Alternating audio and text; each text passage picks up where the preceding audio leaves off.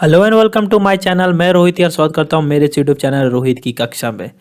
तो ये वीडियो है एग्रीकल्चर इंजीनियरिंग वेटनरी कॉलेजेस में कोर्सेज में एडमिशन लेने के लिए, या फॉरेस्ट्री डिपार्टमेंट या फिशरीज डिपार्टमेंट में एडमिशन लेने वाले जिनका भी जेसीसी काउंसलिंग, जो जेसीसी एग्जामिनेशंस हुए उनके जो काउंसलिंग अभी चल रहे हैं 3 फरवरी तक आपकी चॉइस फिलिंग चल रही है। उसके बाद आपकी अलॉटमेंट लिस्ट आएगी, फिर आप अलॉटमेंट लेटर डाउनलोड करोगे, एडमिशन्स के लिए दौड़ोगे। और उसी क्रम में ये वीडियो आपको एक आसान प्रदान करेगा, मतलब एक आपको एक सिंप्लिसिटी देगा। ये वीडियो क्या है? इस सिंप्लिसिटी, इस वीडियो में मैं आपको पूरा का पूरा वो चीज़ बताऊंगा जहां पे आपको एग्जामिनेशंस खत्म होने के बाद, अलॉटमेंट लेटर डाउनलोड करने के बाद, चॉइस फिलिंग के बाद जो आप अलॉटमेंट लेटर डाउनलोड करोगे, जब आएगी अलॉटमेंट लेटर आएगी, पेमेंट 1,000 रुपये देके जब आप अलॉटमेंट लेटर डाउनलोड करोगे, उस वक्त आप एडमिशन्स कराने के लिए उन कॉलेजेस में दौड़ोगे जहां आपका अलॉटमेंट हुआ। अब एडमिशन्स कराते समय सबसे इंपॉर्टेंट होता है कौन कौन से सर्टिफिकेट्स, कौन कौन से डॉक्यूमेंट्स हम लोग याद से ले जाएं। ऐसा ना हो कि एग्जामिनेशंस आपको अलॉटमेंट लिस्ट निकाल लेने के बाद आप वहाँ कॉलेज में पहुंचो एडमिशन्स कराने के लिए, वहाँ पे पता चला आपका कि भाई मैंने ये सर्टिफिकेट छोड़ दिया, भाई मैंने वो जेरोक्स छोड़ दिया, भाई मैंने मेन ओरिजिनल डॉक्यूमेंट छोड़ दिया, भाई मैंने एलआरसी नहीं ले गया, मैं कास्ट सर्टिफिकेट छोड़ दिया, टीएफडब्ल्यू, इनकम सर्टिफिकेट वगैरह वगैरह, बहुत सारा चीज़ है। ठीक है, अब उनको छोड़ने से बचने के लिए ये वीडियो है, इसको आप पूरा देखिए। यहाँ पे आपको पूरा हर चीज़ मिल जाएगा। ठीक है, अगर कुछ इसमें थोड़ा बहुत छूट भी जाए तो आप देख लेना कि आपको कौन सा बच रहा है। आपका कुछ ऐसा, मेरे ख्याल से मुझे ऐसा नहीं कुछ लग रहा है कि मैं जो इस वीडियो में बताऊंगा, जितने भी डॉक्यूमेंट बताऊंगा, जो भी अदर काउंसलिंग्स आज तक हुए हैं इस साल, उसमें क्या क्या चीज़ों, सब चीज़ को देख के हम लोगों ने ये वीडियो में ये चीज़ लिखा है जो आपको अभी स्क्रीन के पीछे दिख रहा है। ठीक है, हम लोगों ने सारा काउंसलिंग में देखा कि हर एक अलॉटमेंट लिस्ट में, लेटर में क्या क्या लिखा हुआ रहता है, कि कौन कौन से डॉक्यूमेंट्स आपको लेके आने हैं at the time of admissions. और बहुत सारे कॉलेजेस में तो अब ऑनलाइन एडमिशन्स हो रहा था, मतलब गूगल मीट के थ्रू। ठीक है, आपको डॉक्यूमेंट वेरिफिकेशन, उनका गूगल फॉर्म दिया हुआ था, गूगल फॉर्म के थ्रू वो सारे डॉक्यूमेंट्स अपलोड कर रहे थे और बाया पेमेंट कर रहे थे ऑनलाइन, और एडमिशन्स भी उसी तरह हो रहा था। और आपका जो पेमेंट रिसिप्ट है या जो जो जो भी चालान है वो आपको बाया मेल दे दिया जा रहा था टू फ्रॉम द कॉलेज। ठीक है, बट अब क्या होगा, नहीं होगा, ऑनलाइन एडमिशन्स होंगे, ऑफलाइन एडमिशन्स होंगे, ये वक्त बताएगा। ठीक है, ये मैं आपको बताऊंगा जब अलॉटमेंट लिस्ट आ जाएगा। उसके बाद देखेंगे कि जो जो कॉलेजेस, जो भी अलॉटमेंट में या सीट मैट्रिक्स में जितने भी सारे कॉलेजेस थे, उन सब कॉलेजेस के वेबसाइट को आप भी चेक कर सकते हो, मैं भी चेक करूंगा कि क्या उनमें अभी ऑनलाइन एडमिशन्स का प्रावधान है कि नहीं। जैसे बीटेक में जब काउंसलिंग हो रहा था ना, तो बीटेक की जब अलॉटमेंट लिस्ट आई तो जो गवर्नमेंट कॉलेजेस है, बीआईटी सिंदरी या फिर और भी अदर तरह के कॉलेजेस हैं, वो लोग ऑनलाइन एडमिशन्स ले रहे थे। मीन्स उस वक्त तो थोड़ा टाइट लॉकडाउन था, अक्टूबर नवंबर के टाइम में थोड़ा उस तरह का लॉकडाउन था, जहाँ पे अभी के जैसा जो ट्रांसपोर्ट फैसिलिटी है वो उतना उस वक्त भी नहीं खुली थी। अभी तो थोड़ा बहुत खुल भी रही है, उस वक्त तो ट्रांसपोर्ट थोड़ा और टाइट था, तो जिसकी वजह से स्टूडेंट्स जो दूर दूर से होंगे, जैसे मान लीजिए अगर आपका साहिबगंज में घर है और आपका एडमिशन हुआ धनबाद में, तो आपको साहिबगंज से धनबाद आने में तो कुछ तो चाहिए ना भाई, बाय बस बाय ट्रेन जैसे भी आप आओगे। तो उसके लिए ऑनलाइन एडमिशन्स बहुत अच्छी बात है कि भाई ऑनलाइन हो गया, कहीं जाना नहीं पड़ा, घर बैठे बैठे एडमिशन्स हो गया, क्योंकि पैसा उतना वहाँ भी देना है, यहाँ भी देना है, इससे अच्छा थोड़ा खर्चा भी बच गया आने जाने का। तो ये चीज़ें मैं भी देखूंगा, आप भी देखना वेबसाइट में। और अभी आप वीडियो में देखो कि भाई कौन कौन सी चीज़ें चाहिए। अभी तक तो आप लोगों ने पढ़ लिया होगा खुद स्क्रीन को जूम करके, कि सबसे पहले इंपॉर्टेंट बात, जो आप provisional seat allotment letter download करोगे कि किस कॉलेज में आपका एडमिशन हुआ, वो आप लेके जाओगे ओरिजिनल, और उसके साथ जो भी एक दो जेरोक्स करा लोगे। फिर आपका जो रिसेंट पासपोर्ट साइज फोटोग्राफ है, जो मैं तो यही बोलूँगा, जो फोटोग्राफ आप लोगों ने जेसीसीबी में रजिस्ट्रेशन के टाइम में दिया था वो ले जाएं तो ज़्यादा बेहतर होगा, वो ज़्यादा अच्छी बात है, क्योंकि वो लोग ज़्यादातर उसी को मांगते हैं। कोई कोई कॉलेज नहीं मांगता है, लेकिन कोई कोई कॉलेज ज़बरदस्ती जिद करने लगता होता है ना, कोई कोई एडमिशन डिपार्टमेंट में बैठा हुआ जो बोलता है नहीं हमको यही फ़ोटो चाहिए। तो उस चीज़ से बचने के लिए अगर आपके पास जो जेसीसीबी में जब आप लोगों ने एप्लीकेशन फॉर्म भरा होगा, तो जो फोटो आपके पास है वही अगर 6 या 8 आप ले जाएँ फोटोग्राफ्स। ठीक है, अपना एडमिट कार्ड, मार्कशीट ओरिजिनल या प्रोविजनल पासिंग सर्टिफिकेट ऑफ माध्यमिक मीन्स टेंथ क्लास का तो आपको चाहिए भाई।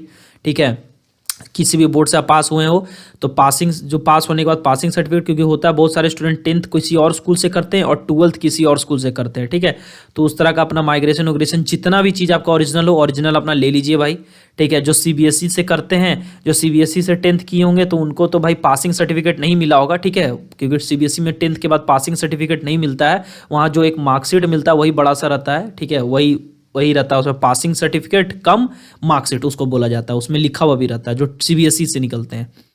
फिर आप जेसीसी का एडमिट कार्ड, जो आपने एग्जामिनेशंस दिया अभी हाल में ही, उसका अपना एडमिट कार्ड लेके जाइएगा। फिर जो आपका रिजल्ट आया, रिजल्ट कार्ड तो जरूर मिला होगा आपको, ऑनलाइन ही मिला होगा, लेकिन एक रिजल्ट देखने मिला होगा ना कि आपका पर्सनली कौन से सब्जेक्ट्स में कितना नंबर आया, आपका रैंक कितना, वो एक रिजल्ट कार्ड, भले लिस्ट आई थी अलग से, बट रिजल्ट कार्ड सबका अपना आया होगा, ठीक है। तो वो अगर आपके पास है तो वो आप निकाल लें, ठीक है। आगे हम लोग बढ़ेंगे उसमें। फिर 12th क्लास का, चाहे आप किसी भी बोर्ड से पास किए हो, 12th क्लास का अपना एडमिट कार्ड, मार्कशीट, टीसी, ये सब जरूर ले जाएं, ठीक है। टीसी तो मस्ट हो गया है।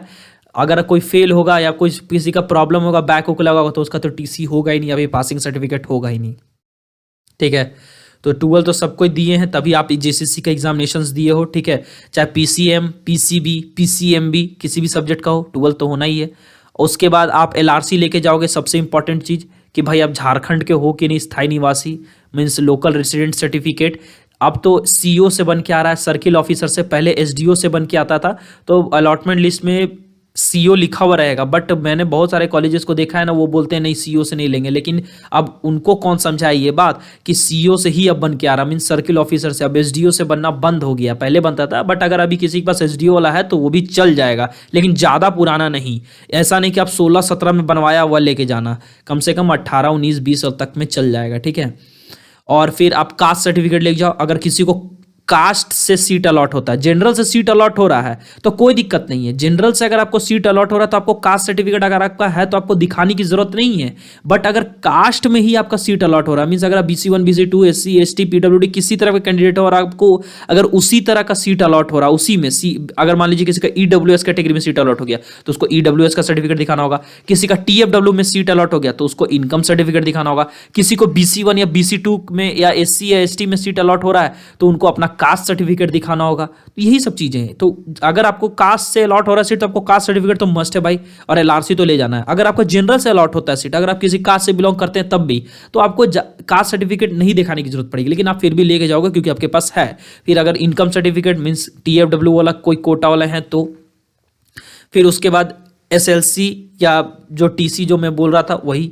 फिर JCCB के काउंसलिंग में ये देखने को मिलता है ना कि यहाँ पे मेडिकल फिटनेस सर्टिफिकेट लोग मांगते हैं। मीन्स कहाँ से मेडिकल फिटनेस सर्टिफिकेट आएगा, वो कोई भी जो सरकारी आपके वजह, जैसे कोई सरकारी डॉक्टर हैं, जो सरकारी डॉक्टर जो आपका ये सब जो नॉर्मल आपके हॉस्पिटल्स में बैठते हैं या फिर जो PH में बैठते हैं, उस तरह के सरकारी डॉक्टर से आप वहाँ का एक लेटर पेड होता है। अगर आपको medical certificate, medical fitness certificate बनाना होगा ना तो आप किसी सरकारी डॉक्टर पास जाइएगा, कोई प्राइवेट डॉक्टर नहीं, सरकारी डॉक्टर, ठीक है।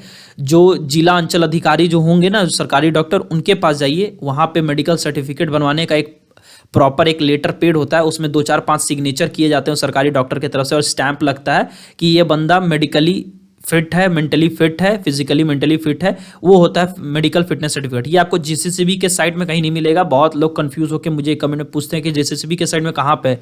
JCCB साइट में नहीं है, आपको सरकारी डॉक्टर से बनवाना होगा। ये बहुत छोटा सी चीज़ है, बहुत ईजी चीज़ है, फ्री का बन जाता है। लेकिन अब अगर कोई पैसा ले रहा है, घूस लेता है, तो अब इसमें मैं कुछ नहीं बोल सकता हूँ। अगर आप कोई PH कैंडिडेट हैं, ठीक है, दिव्यांग कैंडिडेट है, तो आपका अपना फिजिकली चैलेंज सर्टिफिकेट तो आपका बहुत ज़रूरी है, ठीक है। उसके बाद SMQ कोटा से आप बिलोंग करते हैं तो वो सर्टिफिकेट अगर है तो, नहीं है, अगर ज़रूरत नहीं पड़ रहा है आपको, वहाँ पे सीट अलॉट नहीं हो रहा तो नहीं ज़रूरत है।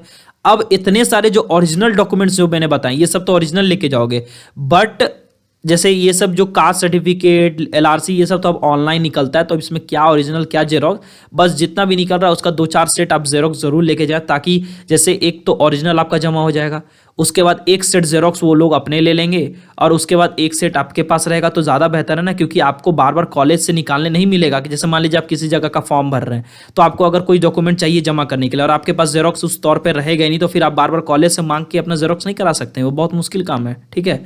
तो अपने पास भी जेरोक्स रखें। तो ये सब सारी चीज़ें हो गई। अगर आपको वीडियो समझ ना आए तो कमेंट में पूछिए, इंस्टाग्राम पूछिए, ट्विटर पूछिए, अब वीडियो को रिवाइंड करके देखिए, आपको समझ में आ जाएगा। कोई बड़ी चीज़ है नहीं, और अगर कुछ चीज़ छूट रही है हमसे बताने में तो माफ़ करिएगा, लेकिन हम लोगों ने कोशिश किया कि आपको अधिकतर चीज़ समझ में आ जाए। ज़्यादा वीडियो बड़ी हुई नहीं है, करीबन 10 मिनट तक की वीडियो है। आपको 10 मिनट समय आपका 24 घंटा में मैं मांग रहा हूँ। इस वीडियो को देखिए, लाइक करिए, शेयर करिए, कमेंट करिए, चैनल को सब्सक्राइब करिए, क्योंकि भाई ये आपका ही चैनल है, ताकि हम लोग बहुत बेसिक से बेसिक चीज़ें भी बताते हैं जो आपको ज़रूरत हो। तो मिलता हूँ आपसे आगे की वीडियो में। जैसे आपके अलॉटमेंट लिस्ट आती है उसको बताऊंगा। इस वीडियो को देखिए, आप अपने पेरेंट्स को दिखाइए, ताकि आपका लास्ट टाइम में रस ना हो, लास्ट टाइम में आपको दौड़ भाग ज़्यादा ना करना पड़े। तो अब तक के लिए आप अपना ख्याल रखें, सेफ रहें, सुरक्षित रहें। Thank you.